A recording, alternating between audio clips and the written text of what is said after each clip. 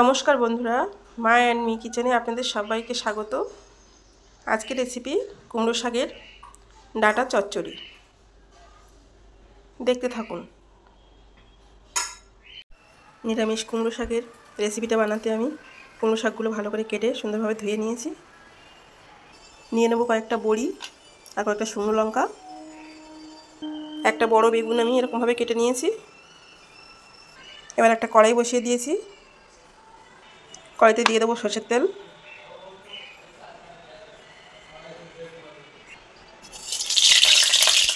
এবার আমি বড়িগুলো দিয়ে দেবো।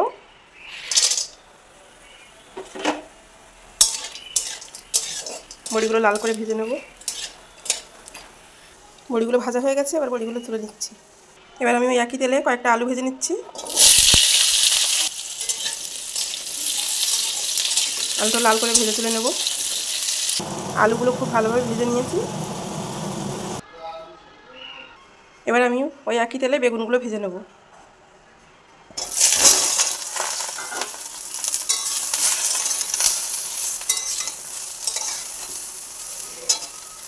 বেগুনটা ভাজবার জন্য আমি অল্প লবণ দিয়ে দেবো আর সামান্য একটু হলুদ গুঁড়ো দিয়ে দেবো।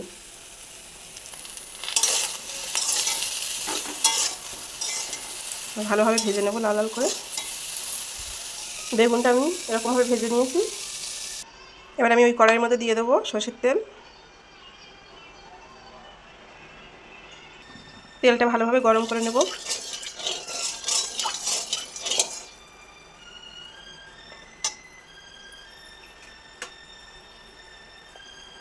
দিয়ে দিচ্ছি শুকনো লঙ্কা আর পাঁচফোড়ন।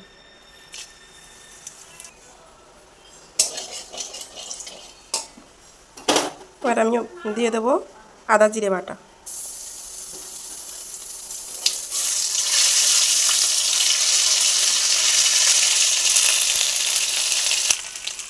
দিয়ে দেবো হলুদ, দিয়ে দেবো লবণ।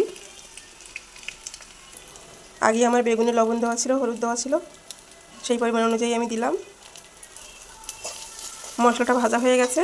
এবার আমি ভাজা আলু আর ভাজা বেগুনটা দিয়ে দেবো।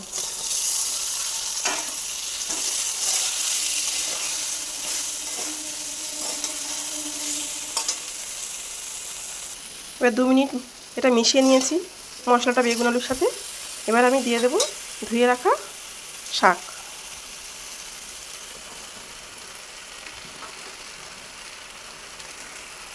শাকটা আমি অল্প অল্প করে দেবো আর নাড়তে থাকবো। খুব ভালোভাবে মিশিয়ে নেব। পুরো শাকটা দেওয়ার পরে ভালোভাবে নাড়িয়ে নিয়েছি। ঠিক এতটা হয়েছে। এবার আমি একটা ঢাকনা দিয়ে দেবো, শাকটা যাতে ভালোভাবে সেদ্ধ হয়। 5 মিনিট পর ঢাকাটা খুলব। মিডিয়াম আঁচে রাখতে হবে। 5 মিনিট বাদে ঢাকনাটা খুলে আমি দিয়ে দিচ্ছি কয়েকটা চেরা কাঁচা লঙ্কা।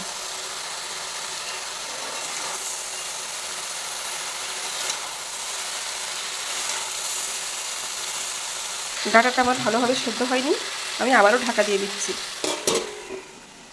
2 মিনিট বাদে ঢাকা খুলে আমি ভালোভাবে কষিয়ে নিয়েছি। এবার আমি দিয়ে দেবো পরিমাণ মতো জল।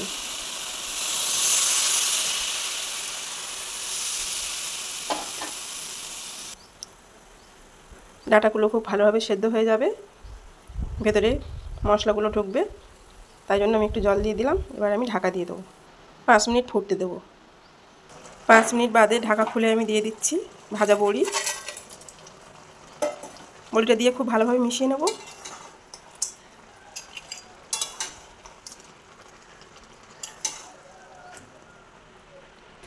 আমি দিয়ে দেবো 1 চামচ পরিমাণ চিনি। চিনিটা আপনারা স্কিপ করতে পারেন।